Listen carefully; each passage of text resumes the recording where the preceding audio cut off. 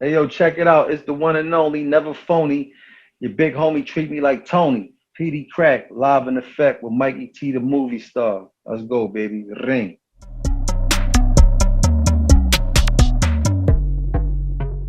Oh, man, Mikey T, the movie star. Hey, what's up with the movie star thing, man? Tell me what's that about. All right, so basically, my brother Jeremiah Kipp is a director. He came up out of Rhode Island. I've always lived on the border of Connecticut and Rhode Island, right? So he went Mm-hmm. to, he went to NYU, which is like one of the best schools in America. So he's been making movies for his whole life. He started off getting the kids around the neighborhood to put on face paint, and he made some zombie movies and shit. You know what I Right. mean? He really I started. got you. So he actually has a new horror movie coming out called Slapface. But my brother's always been the director, right? He worked for New Line Cinema. He freelances his own movies now. He put me in movies since I was like 4 or 5 years old, you know. So Okay. my brother's the director. I'm the movie star. Hey, check it out. I didn't think that you was going to give me that, the real meaning of it. I thought it meant like something that was like, you say the movie star and then it means something totally different. Well, you You know what? really mean it means that you were really in the movies. Right, right, literally. Right. But I'm just talking about home movies as well. But my brother do be putting me in his new big movies and shit. But also Right. it's the moniker, you know what I mean? Like 50 Cent, like Ja Rule, you know what I mean? It's a moniker, you know, Mikey T the movie star. No doubt. I like it, man. I like it. When we ready to get started now, or we already started? Yeah, sort of like yeah, we're started right now, but sort of like how you were talking about Peedi Crakk from Carlito's Way, which really made me want to go check that movie out.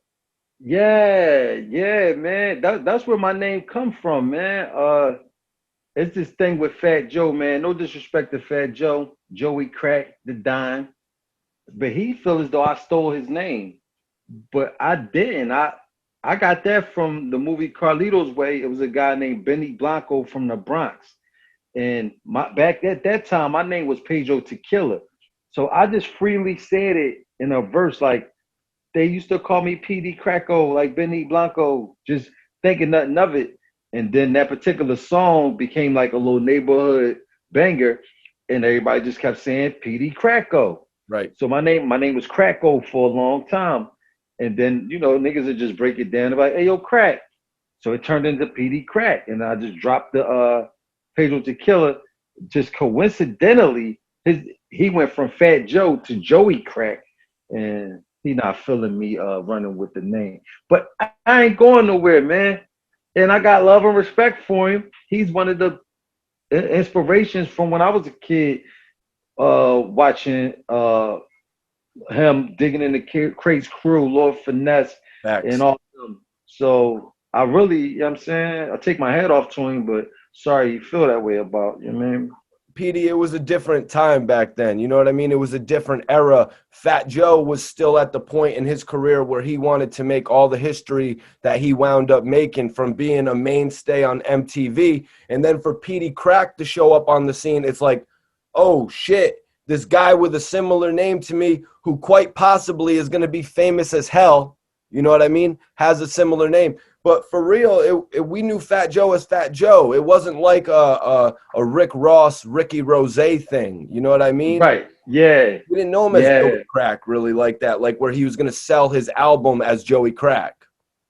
Yeah, man. Hey, but I like what he's doing right now, man, to be Love honest what he's with you, doing. man. I love what he's doing, man. It's really entertaining. I just watched him getting Ebro ass. That was very fulfilling. No, he's Cause always doing something dope. Did the two of you ever get a chance to connect, man? nah, we never met. He said in an interview that he ran down on me and he met me, but I've never met him in person. So no, I've never met him in physically. I've seen him like how you've seen. You ever met him? I actually ran into Fat Joe at one point. You know, I went through a bunch of BS issues at one point with Tony Sunshine. So when I moved to Florida, Miami, you know, Fat Joe is a main presence in Miami, right? Yeah, hell So, yeah. so when I seen him at club, it might have been Mansion. When I seen him at Mansion, I had to go and walk up to him and tell him, "Yo, I'm Mikey T, the movie star. My bad about all that shit." I'm glad I'm actually getting a chance to say this on camera now. Right, yeah. Sometimes you can speak this shit into existence, though. You know, Peedi, Hey, well, I think let me he'll say have, this. I would love to meet him. Honestly, I've always looked forward to meeting him, and I believe that day will come that we meet, and I think he'll fuck with me because I fuck with him. You know what I mean? He's a big homie. It would be a pleasure. But on his end, I don't know how he feel about me, but I think he'll fuck with me once he meet me. You know yeah. what I mean? But yo, man, I appreciate you coming in to speak with me for No an doubt. exclusive interview, man. I want Yeah, to let's get into it. Yeah, man, I want to take it back to the beginning. You know, I've interviewed a lot of Philly artists. You know, this is our first joint. How was it actually growing up in Philly? North Philly, right? Yeah, North Side, man. It was definitely an experience, man. I'm an only child, so uh, I don't know, man. It was a different experience. You know what I'm saying?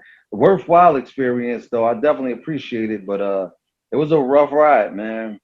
Definitely a rough ride. Lost a lot of homies and just seen a lot of stuff that all of us did. All me and everybody that from at my age that came up with me. We seen a lot of stuff, man. You know what I mean? And to still I'll be real appreciative now to be at this age and to still be here to be functional mentally and physically, you know what I'm saying?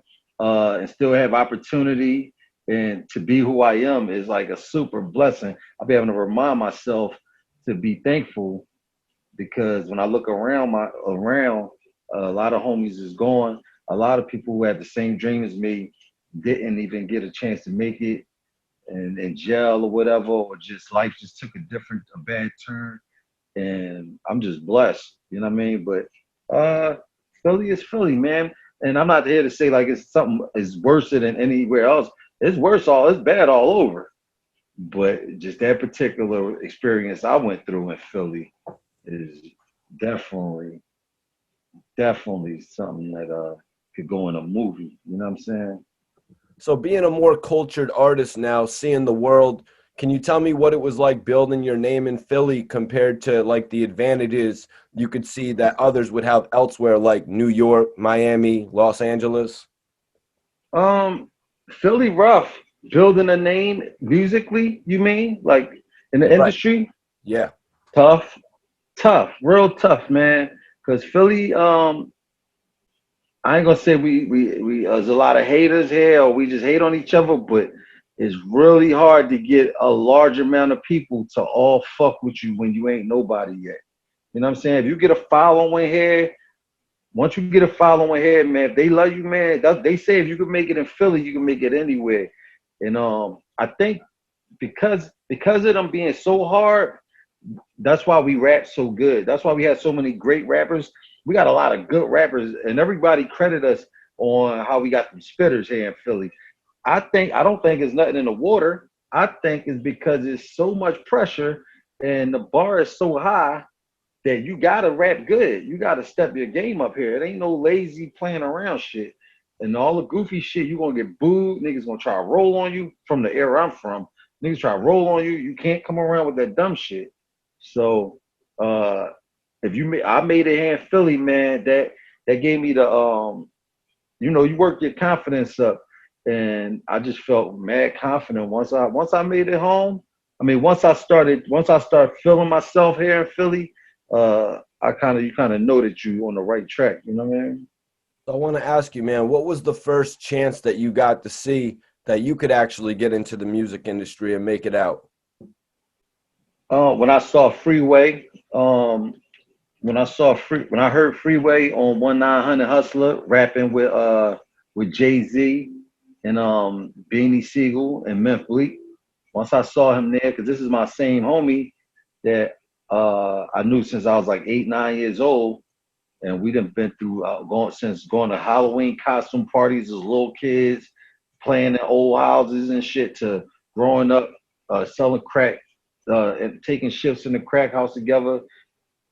We went to set all throughout high school, rap group shit, the whole process.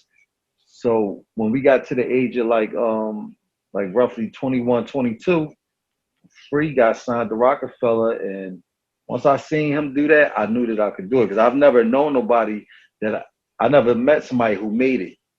Personally knew them. He was the first person I knew personally that I know. I say this is my man that really made it. Like he's like right there on the TV. You know what I'm saying?